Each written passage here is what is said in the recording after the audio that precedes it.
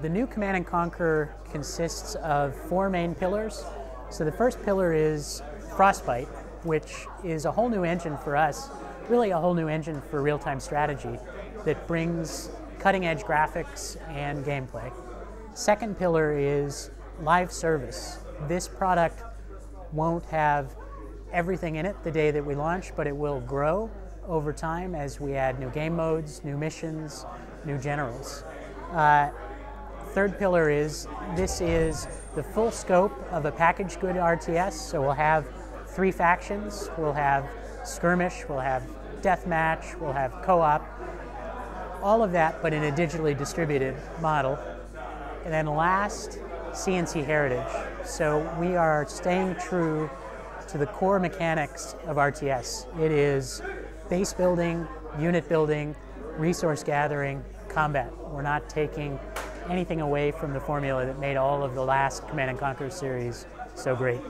Today we're showing a pre-alpha, so it's really early code, but it already shows the first 3 factions. So it's got the EU faction, which is kind of a high-tech faction, the Asia-Pacific Alliance, which is all about big armies overwhelming your opponent with force.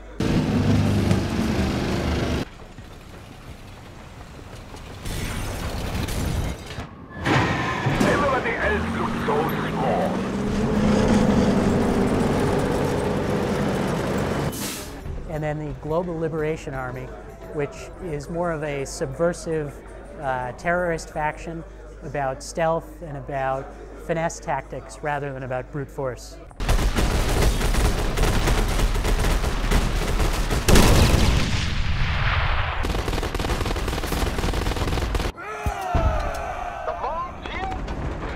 At one point in our development, we were focused on Generals 2 as a product. We've adapted to now be this broader platform for content that includes new factions over time and will eventually branch out to go back to the Tiberium, Red Alert universes, and even completely new fictions.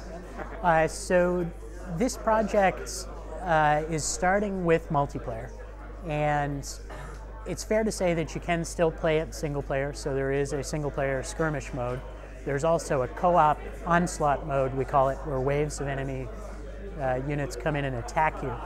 But over time, we plan to bring back mini campaigns or story-based content, so it's more that this is a foundation that we'll build upon.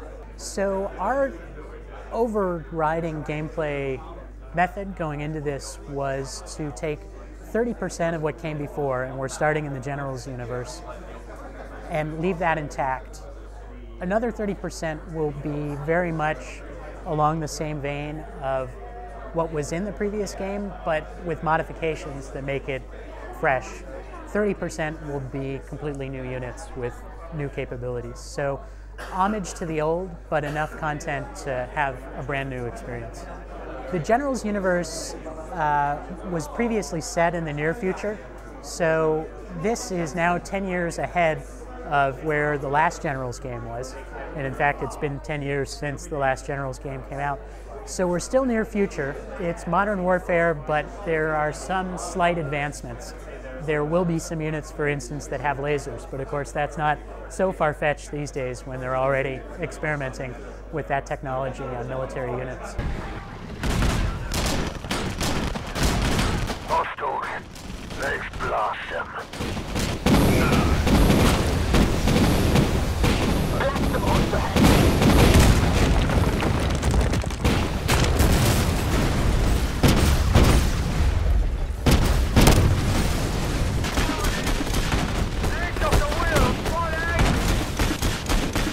Command & Conquer will be completely free to play. We support transactions for various types of content that you can download, such as Generals. Kind of falls into 3 categories. So there are customization options, visual customizations. There are convenience options, temporary boosts to how quickly you gain experience as a player. We're going to start our closed beta this spring, and based on the feedback that we get from those beta participants, we're planning to then go open beta later in 2013. And as an online product, unlike a box product, there isn't a fixed, we have to get everything done for this date. It's going to be a continually evolving process based on feedback that we get from players.